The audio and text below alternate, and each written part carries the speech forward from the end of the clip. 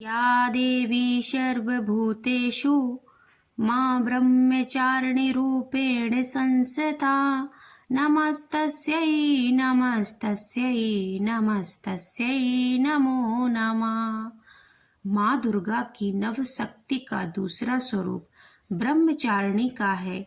यहाँ ब्रह्म का अर्थ तपस्या से है। माँ दुर्गा का यह स्वरूप भक्तों और सिद्धों को अनंत फल देने वाला है।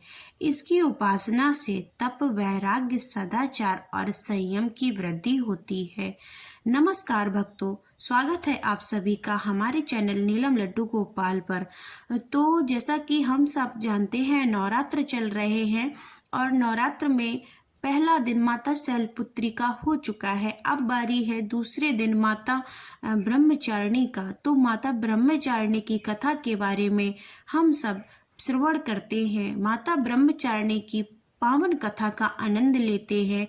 तो आइए जानते हैं माता ब्रह्मचारिणी के बारे में।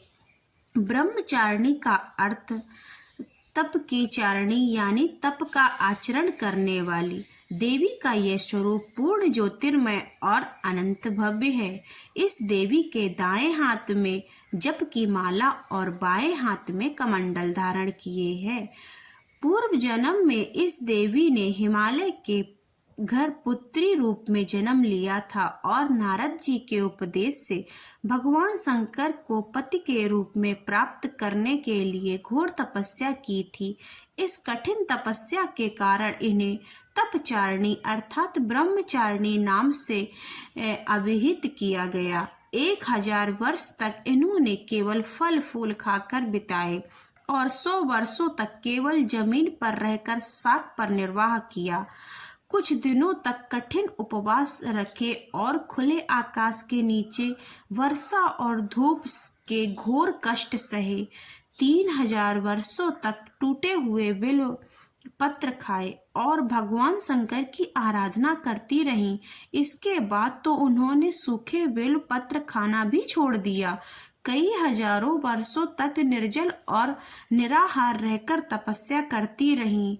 पत्तों को खाना छोड़ देने के कारण ही इनका नाम अर्पणा नाम रखा गया। कठिन तपस्या के कारण देवी का शरीर एकदम क्षीण हो गया। देवता, ऋषि, सिद्ध गण, मुनि सभी ने ब्रह्मचारिणी की तपस्या को अभूतपूर्व पुण्यकृत बताया, सराहना की और कहा, हे देवी, आज तक किसी ने इस तरह की कठोर तपस्या नहीं की। यह तुम्ही से ही संभव थी।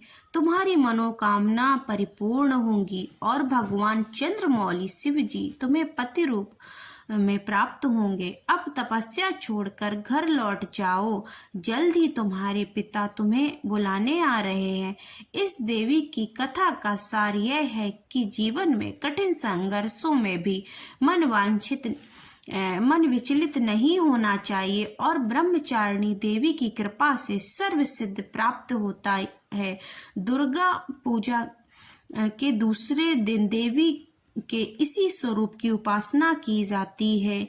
नव दुर्गा में माता ब्रह्मचारिणी का जो है सबसे बड़ा तपस्या का जो है बहुत बड़ा रोल रहता है। माता हमें सीख देती हैं कि तपस्या करना कितना जो है पावन होता है, पुण्य फल देने वाला है। तो माता ब्रह्मचारिणी की इस तपस्या के लिए ये कथा सुनना बहुत ज़रूरी है। तो हम सभी को माता ब्रह्मचारिणी को खुश करने के लिए माता ब्रह्मचारिणी की कथा सुननी चाहिए और उनकी पूजा आराधना करनी चाहिए। तो आज की कथा यहीं पर हम संपन्न करते हैं। आपको ये कथा कैसी लगी हमें कमेंट करके ज़रूर बताइएगा। सभी को नवरात्र की बहुत सारी शुभकामनाएं। माता ब्रह्मचारिणी की जय हो, जय हो, जय हो, जय माता दी।